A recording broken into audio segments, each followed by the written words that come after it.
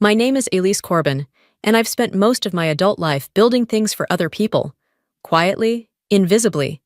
I was the one who co-signed the lease, designed the first logo, funded the website, and wrote the mission statement for the dojo my little sister now calls her empire. Last month, she stood in the middle of that dojo during an open class, flipped her perfect ponytail, and said with a smile, "She just helps clean the mats." Everyone laughed.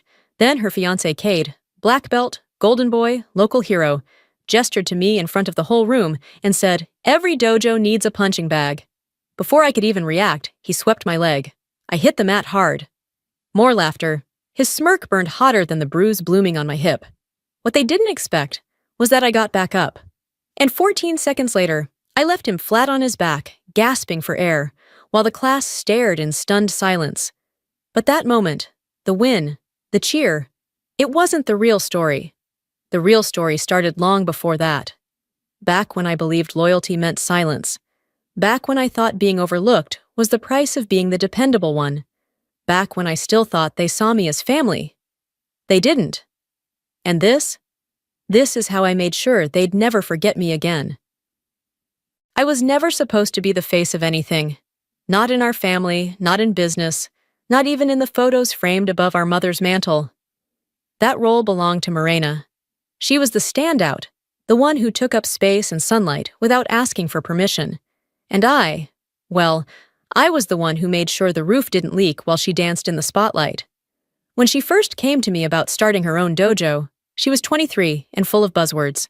Community, empowerment, legacy.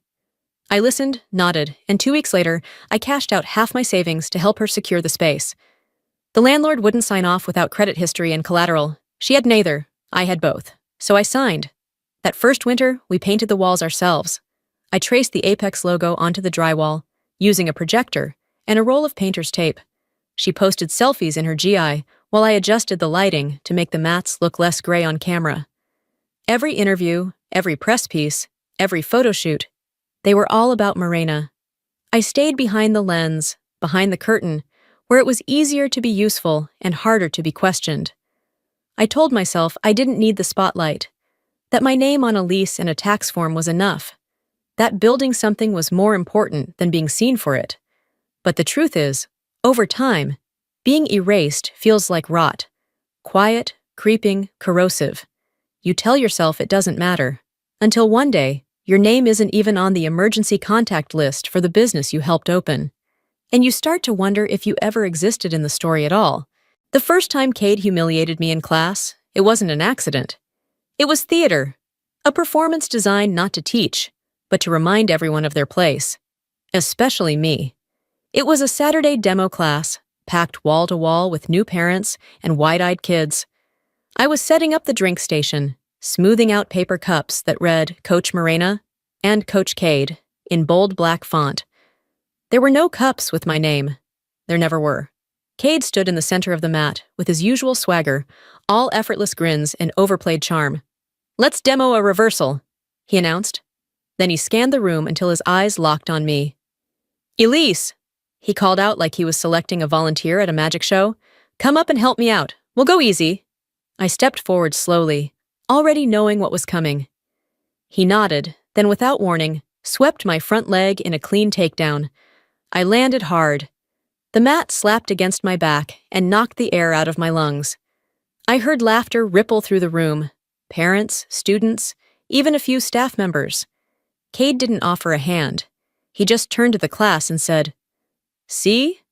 That's what happens when you skip the basics." I lay there longer than I needed to, not because I was hurt, but because something inside me cracked, and I needed a second to collect what spilled out. Later that night, a video appeared on Apex's official Instagram account. It was a clip of that exact moment. My fall, Cade's joke, the laughter. The caption read, "Know your fundamentals. Learn from real-life examples." It had over 6,000 views by morning. I stared at it in silence. When I asked Morena about it, she replied with a shrug and a text. "Cade posts whatever drives engagement. It's nothing personal." But it was. Every second of that video, every comment that called me a charity case or a midlife hobbyist, Every time someone tagged me with a laughing emoji, it was personal. It was a message. I wasn't just forgotten. I was made into the joke. I almost quit. The Monday after the demo class, I sat in my car outside the dojo for 22 minutes. The engine was still running. My hand hovered over the gear shift. I had already written a message on my phone. Taking a break. Hope the grand opening goes well. Thanks for everything. That version of me, the dependable, invisible older sister, nearly tapped send and drove away from everything I had built. But I didn't. I turned off the ignition, stepped out, walked in through the back like I always did. Inside, it smelled like eucalyptus cleaner and old ambition. I stocked the fridge, wiped counters, took inventory of hand wraps. Morena walked by at one point, laughing with Cade. She didn't look at me. Cade raised a brow like he barely remembered my name. That night, while paying bills online, I noticed something odd. Apex Systems Consulting won $150. I clicked on the vendor name. It wasn't new. The charge had posted on the 2nd of every month, for nearly 2 years. I scrolled backward through the ledger, my chest getting tighter with each line. Same name, same day, same amount, like clockwork. The name rang a bell. Apex Systems Consulting. That wasn't the dojo's storefront name. It was the back-end LLC I'd quietly helped Morena register years ago so she could look more legitimate in early investor talks. I had paid the filing fee, pulled the EIN, wrote the business description myself. That memory hit like a slap. I left the computer and climbed up to my closet, dragging down the fireproof lockbox I hadn't opened in over a year. Inside were folders I thought I'd never need again. Tax forms, contracts, the lease I co-signed, and buried beneath all that, a stapled packet titled Capital Contribution and Silent Partner Agreement. My name was on the front page, my handwriting, my signature. The document was clear. I had contributed 33% of the startup capital in exchange for a silent ownership stake. Non-voting, non-withdrawable without mutual consent, quarterly reporting required. I'd never received a single report. I flipped to the last page, where Morena's handwriting curled in pink gel pen. Just a formality, Ilyse. You're the best. That phrase used to make me feel appreciated. Now it read like a smirk. I stared at the agreement for a long time, each word like a needle. I remembered staying up late adjusting the dojo's first website, editing grant proposals, fixing Morena's pitch decks at midnight, paying her credit card balance just so she wouldn't default before a press interview. And now, this. A contract that erased my name from every photo, but not from every debt. I needed answers, and I needed them clean. The next morning, I drove 2 towns over to meet with Regina Dorsey, a CPA recommended by one of my trauma recovery clients. Her office was quiet, lined with 3-ring binders and the steady scent of lemon polish. She didn't say much at first, just listened. Then she reviewed my documents, flipping each page with gentle precision. Yellow highlighter, blue pen. She clicked her mouse a few times, then looked up and said evenly, "They used your name to secure a business loan last year." I blinked. "I never signed anything." "You didn't have to," she replied. "They used your equity contribution as part of the collateral package." I sat back. My throat was dry. "Is that legal?" "It's gray," she said. "Technically defensible, ethically disgusting." She tapped the document. "They're operating on your credit and your silence. If they're leveraging your name while cutting you out of everything else, you've got more than grounds to act." She offered to draft an NDA while I decided how to move forward. I didn't say yes. I didn't say no. But I left with a slim blue folder and something else I hadn't carried in years: leverage. That night, I didn't pace or scream or call anyone. I changed into sweats, sat cross-legged in my bedroom, and opened a contact I hadn't messaged in over a decade. Master Granton Wells, retired Marine, my father's old friend, the first person who ever taught me to square my stance and breathe through being hit. I typed just 2 sentences. "I want to train again." The reply came in 10 minutes. "Be here before dawn, bring your belt." And just like that, something shifted. Not from fury, not from revenge, from alignment. The Boston Open smelled like sweat, nerves, and bleach, like every other competition hall I'd ever stepped into years ago. But this time, I wasn't the invisible woman behind the camera or the clipboard. My name was printed on the bracket. Alternate black belt division, legal, earned. 3 matches passed before the announcement rang out. Due to a last-minute withdrawal, alternate Ilyse Corbin has been placed in match 42. My breath stilled. Match 42, Cade's bracket. I walked toward the mat slowly, purposefully. I could feel the stares, the whispers. A couple of people pulled out phones murmuring, "Isn't that the woman from that training video?" Across the mat, Cade stood tall, arms crossed, expression unreadable until he saw me. His smirk bloomed, sharp as ever. He leaned toward the ref, whispered something, then looked at me like I was a scheduling error he intended to correct. I bowed, clean, controlled. Not to him, but to the moment. He returned the bow half-heartedly. "Didn't think they'd let charity cases in the black belt bracket," he muttered. I didn't reply. The referee signaled. Cade lunged immediately, predictable, arrogant. His weight came forward, too fast, too greedy. I sidestepped, redirected his momentum, and gripped his collar. My body remembered what my pride had forgotten. Balance, breath, timing. I felt the shift, the exact moment his weight overcommitted. That was all I needed. Arm drag, drop, hook, drive, tap. The whistle blew.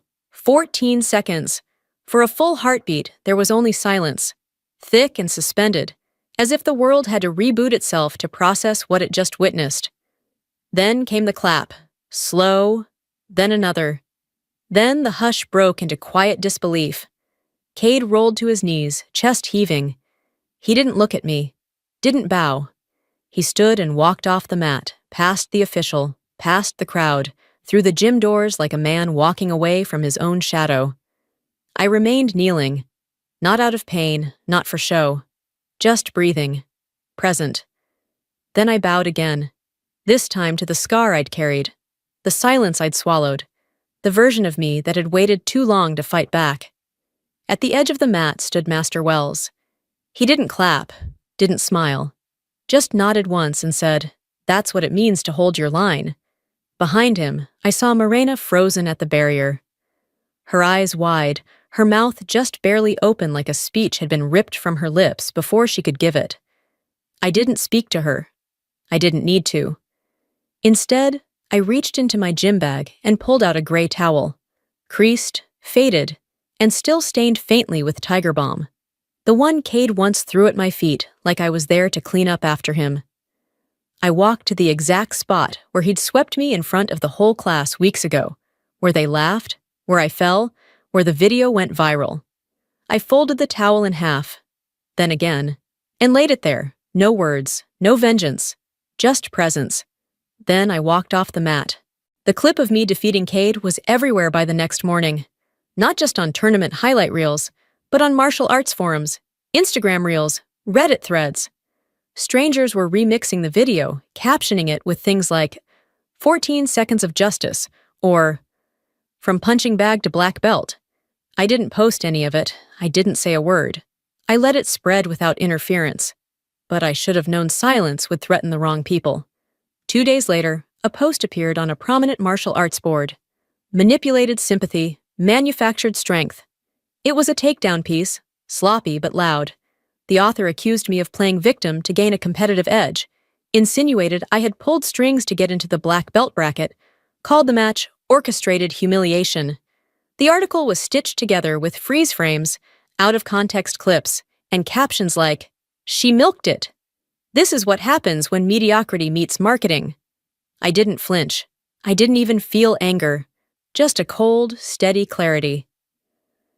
I gathered my paperwork. The ownership agreement, the recurring bank charges, the loan statements.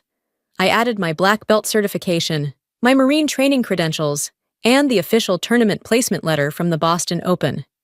Every screenshot, every timestamp, every name. I sent it all. To the tournament board, the forum moderators, and the National Martial Arts Association. 3 hours later, the post vanished. 5 hours after that, the site issued a formal apology. We regret the publication of unverified and defamatory content. The athlete in question remains in good standing. Her credentials are valid. The match result is legitimate. There were no hashtags, no trending tweets, but for once, silence didn't mean erasure. It meant retraction. That Friday, I sat at the head of a long oak conference table at a community bank. The board of Apex Dojo had called an emergency session. 5 members in the room, 2 more on Zoom. Master Wells sat beside me, not as legal counsel, but as my witness. When he spoke, his voice was quiet but grounded. She was there when the first mat was laid, when the walls were painted, when Morena nearly backed out of the lease because the loan wouldn't go through. A lease funded that bridge, and then she was pushed off it. Then the Boston Open official spoke. I was there. Her match was fair. Her credentials, verified. The result, earned. The vote wasn't close. 5-2. Morena was removed as executive director. Cade was banned indefinitely from all Apex-affiliated events and media. One of the board members looked at me and asked, "Will you be stepping in?" I shook my head. I'm not here to replace anyone. I just want what's mine returned, my name, my stake, and the respect that should have never been erased. That night, my phone buzzed. I didn't need to look to know who it was. Morena. There was no hello, just her voice, brittle and small. You've always had a way of making me feel like I wasn't enough. I didn't argue. I didn't comfort her. I never needed you to feel small, I said gently. I just needed to exist beside you. She didn't respond, just a pause. Then the line went dead. I set the phone down, breathed in, then out. Some people mistake silence for surrender. But this silence wasn't weakness. It was closure on my terms. A padded envelope arrived at the clinic 2 days later. No return address, but the handwriting was unmistakable. My father's, clean, slanted, careful. Inside was a single sheet of lined paper, folded into thirds. To Ilyse, the one who never needed applause to lead. Let them come second. You've always been first where it counted. Dad. I didn't cry right away. I held the page in both hands, like it might disappear if I blinked too hard. Then, slowly, the tears came. Quiet. No sobbing, no shaking. Just warm rivers tracing a story I no longer needed to explain to anyone. That evening, I didn't text Morena back. I didn't post. I didn't reply to the whispers online that had turned into clumsy praise now that they'd seen what I could do. Instead, I went home, rolled out the same mat in my living room that I'd trained on for months, and set my phone up on a small tripod. I knelt in the center. No words, no pose, no angle. I reached for the gray towel, the one Cade once tossed at my feet like a punchline, the one I laid on the mat in Boston like a flag. I folded it slowly, precisely, then laid it beside me. I hit record. 30 seconds of silence. Then I stopped the video, uploaded it to my private channel. No caption, no hashtags, just a woman claiming her space. 6 months later, I run a small training program out of an old community center in New Haven. The mats shift when you step too hard, and the fluorescent lights hum even when they're off. But it's mine. We train twice a week, not for trophies, not for belts, for breath, for balance, for the feeling of standing in your own skin and knowing you belong there. A retired teacher, a nurse recovering from surgery, a mother who left an abusive home. None of them care about followers or titles. They just want to feel strong again. Last Thursday, a new face showed up at the doorway. Hoodie, no eyeliner, eyes down. Claire. She didn't say much, just, "Didn't know you taught here." I shrugged. "I don't advertise." She nodded. "I didn't know how badly I needed to be taught by someone who doesn't need to be seen." She stayed, sat through the class, watched in silence. And when it ended, she bowed, not to me, but to the room, to the moment. That was enough. The next morning, another letter came. "I watched your video. I finally saw you. I hope it's not too late." Morena. I didn't reply. I folded the note carefully and placed it in the same wooden box where my father's letter now lives. Not forgiveness, not closure, just acknowledgement. Because sometimes power doesn't look like shouting or winning or even fighting. Sometimes power is laying your towel down on a mat and knowing you'll never need to prove your place there again.